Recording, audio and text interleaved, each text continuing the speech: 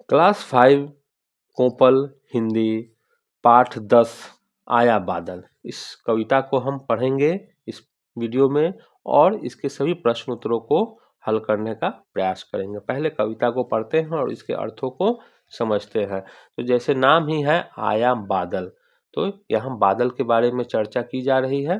चलिए देखते हैं क्या है। उमड़ घुमड़ कर आसमान में वह देखो मंडराया बादल, आया बादल आया बादल। मतलब आसमान में जब आप बादल देखते हैं तो क्या होता है, उमड़ता है, अंधेरा पूरा होने लगता है, घूमते रहता है, चलता हुआ रहता है और पूरे आसमान में जो है वो छा जाता है। अगर दिन में अगर बादल लग गए तो आप देखते हो ये अंधेरा घना कोहरा टाइप का छा जाता है। तो वही कविता के माध्यम से कहा जा रहा है कि उमड़ घुमड़ कर आसमान में वह देखो मंडराया बादल। वो देखो उमड़ घुमड़ कर जो है आसमान में बादल मंडरा रहा है। आया बादल आया बादल, बादल आया और बादल आया। देखो देखो भालू काला हाथी मोटा दांतों वाला। बच्चे कह रहे हैं वो देखो काला भालू की तरह दिख रहा है और मोटा हाथी जो है, जो दांतों वाला मोटा हाथी होता है जिनके दांत दिखलाई देते हैं बड़े बड़े, उसके जैसा। कितने रूप बनाया बादल, न जाने और कितने भी रूप बनाता है यह बादल। आया बादल आया बादल। आज संदेशा किसका लाया, आज किसका जो है मैसेज लेकर के आया है, संदेश लेकर के आया है। किस मुंडेर पर आया छाया। मुंडेर क्या होता है कि आपके छत जो होंगे, अगर पक्का मकान है तो उसके चारों ओर देखिएगा रेलिंग होता है, बाउंड्री वॉल छत पर ऊपर थोड़ा सा उठा हुआ रहता है, उसी को मुंडेर कहा जाता है। तो आज संदेशा किसका लाया, किस मुंडेर पर आया छाया। आज पता नहीं किसका मैसेज लेकर आया है और किस साइड छत के जो है किस साइड से वो आ रहा है और छा रहा है।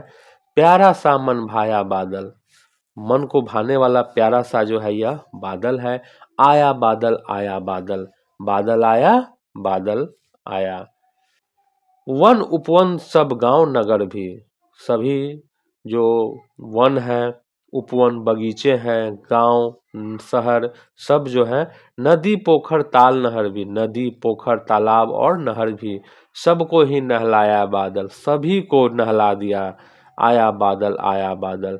मतलब जब वो आया बादल तो क्या हुआ, सारे जंगल बगीचे गांव शहर नदी पोखर तालाब नहर सबको ही वो भिगो दिया, स्नान करा दिया, नहला दिया। आया बादल आया बादल। ठीक। पूरे सावन कजरी गाता, कजरी क्या होता है, जो गीत वगैरह जो है देखते होइएगा आपके गांव में जो है औरतें जो है वो गाती है, एक प्रकार का संगीत होता है, तो कजरी कहा जाता है। रिम झिम गीत सुनाता लो पानी बरसाया बादल, आया बादल आया बादल। क्या है, पूरे सावन जो है यह कजरी का गीत गाते रहता है। और रिम झिम मतलब एक आप बारिश देखते होंगे खूब गर्जन के साथ बहुत तेज मोटी बूंदें गिरती है, और एक होती है झिसी फुई जिसको हम लोग बोलचाल की भाषा में बोलते हैं, उसी को रिम झिम हल्का हल्का टिप टिप टिप टिप बारिश होता है। रिम झिम गीत सुनाता लो पानी बरसाया बादल, ये लो पानी बरसाया या बादल, आया बादल आया बादल। दादुर मोर पपीहा बोले, दादुर मोर और पपीहा, पपीहा क्या होता है, काले रंग का पक्षी होता है जो बसंत ऋतु में अक्सर मधुर ध्वनि होता है, पी पी हम लोग को कोयल बोलते हैं ना, उसी टाइप का पपीहा ये होता है। ठीक। खेतों के मन हर्षे डोले, जैसे ही लहराया बादल आया बादल आया बादल। और क्या होता है, दादुर मोर और पपीहा की आवाज सुनाई देती है, खेत में जो है मन जो है वो हर्ष उल्लास से भरा रहता है। जैसे ही लहराया बादल, जब बादल आकाश में लहराने लगता है तो खेत भी जो है खुशी से झूम उठते हैं कि अब जो है बारिश होगी और सूखापन खत्म होगा। आया बादल आया बादल। नीली चादर एक टांग कर, आसमान जो है एक तरह से नीली चादर की तरह है। नीली चादर एक टांग कर किरणों से कुछ रंग मांग कर, सूर्य की किरणों से, इसमें कितने 7 रंग होते हैं तो उस बादल का भी कलर होता है, कभी नीला कभी काला कभी सफेद। तो किरणों से कुछ रंग मांग कर इंद्रधनुष रच लाया बादल। देखते हैं बारिश जब होती है तो हटता है, जब बारिश खत्म होती है तो 7 रंग दिखाई देते हैं इंद्रधनुष। इंद्रधनुष रच लाया बादल आया बादल आया बादल।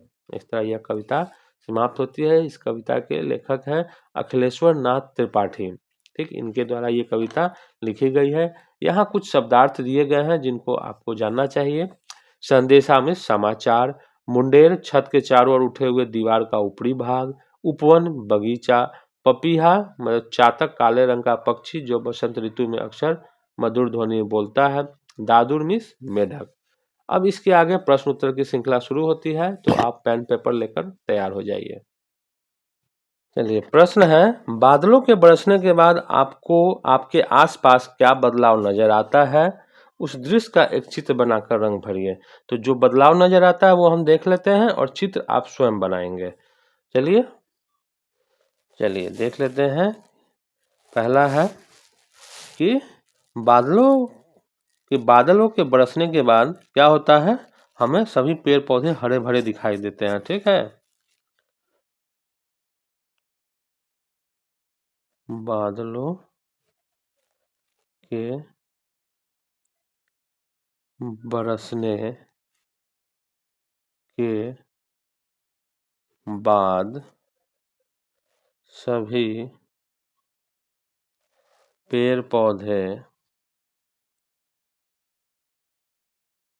पेड़ पौधे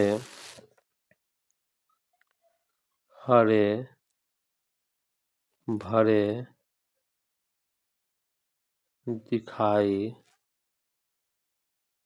देते हैं। खेतों में फसल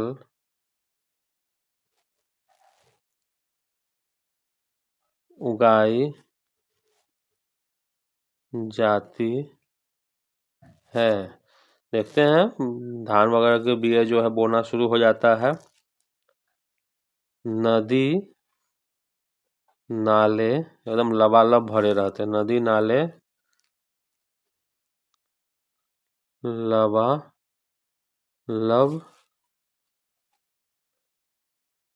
भरे रहते हैं।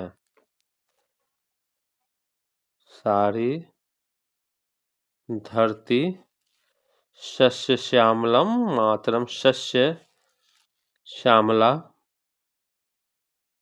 दिखाई देती है। सभी जलाशय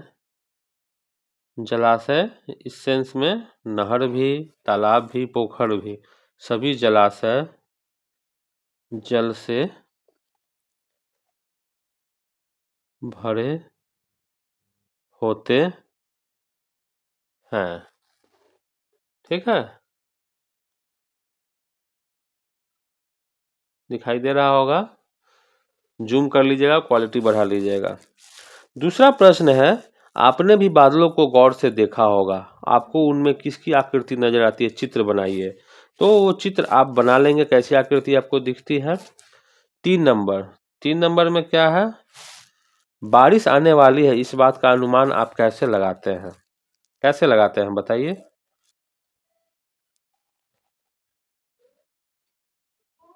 बारिश के आने का अनुमान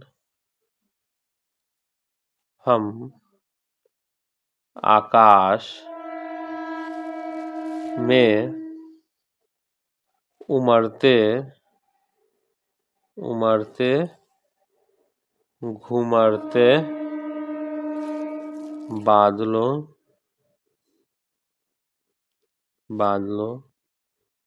चमकती बिजली भी देखते हैं, बहुत चमकती है तो समझ जाते हैं बारिश आने वाली है। तथा बादल गरजते भी हैं खूब, जिसको हम लोग ठनका ठनकना कहते हैं। तथा गरजते बादलों से लगाते हैं। ठीक, अब एक यहाँ बुक में दिया हुआ है, बुक में ही इसको करते हैं हम लोग। यहाँ 4 नंबर, बादल के साथ आप किन किन चीजों को जोड़ना चाहेंगे, उनके नाम लिखिए। जैसे बादल तो बारिश है, ठीक है, और क्या हो सकता है, बारिश है, बिजली चमकती है बादल से, बिजली, मूसलाधार बारिश भी होती है, मूसलाधार, रिमझिम रिमझिम, तो रिमझिम, ठीक। और क्या हो सकता है बारिश से?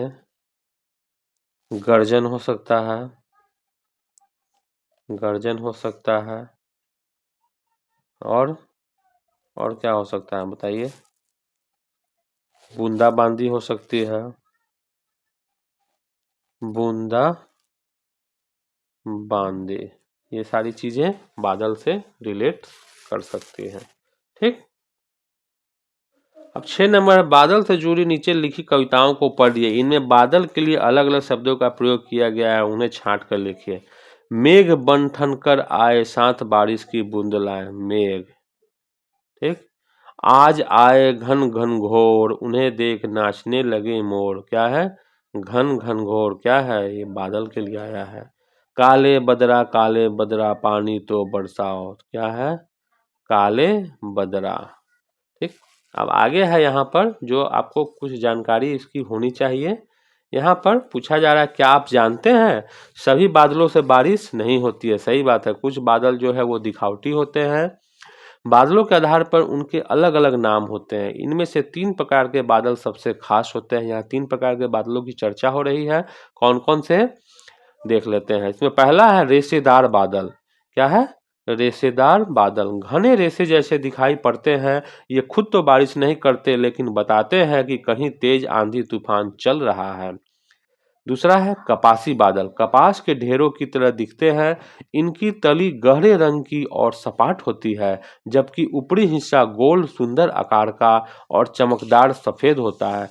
कभी कभी ये हवा के कारण बहकर एक दूसरे से मिल जाते हैं और फिर बारिश लाने वाले घने कोहरे, गरजने, चमकने वाले बादलों का रूप ले लेते हैं। ये बादल जो है आप दिन के समय में ज़्यादातर देख सकते हैं, उजले उजले रंग के होते हैं जो आपको आसमान में दिखाई देते हैं एक जगह। वो आपस में चलते भी रहते हैं, चलते फिरते आपको नजर आते हैं और एक दूसरे से चिपक भी जाते हैं। तो इस टाइप के बादल को कपासी बादल कहते हैं। कपासी मतलब रुई, रुई के गोले की तरह जो है वो दिखता है आपको। फैले हुए बादल तब बनते हैं जब ढेर सारी कपासी बादल मिलकर एक निरंतर परत बना लेते हैं। ये ज्यादा घने और काले होते हैं और अक्सर बूंदाबांदी लाते हैं। यही जब कपासी बादल जो हमने कहा रुई की तरह दिखने वाले, ये जब बहुत सारे एक साथ मिल जाते हैं तो वो क्या हो जाते हैं? घने काले होते हैं और अक्सर इन्हीं के वजह से बूंदाबांदी होती है। तो ये चैप्टर आपका यहाँ कंप्लीट हो गया। वीडियो को लाइक और अपने दोस्तों में शेयर जरूर कर दें। धन्यवाद।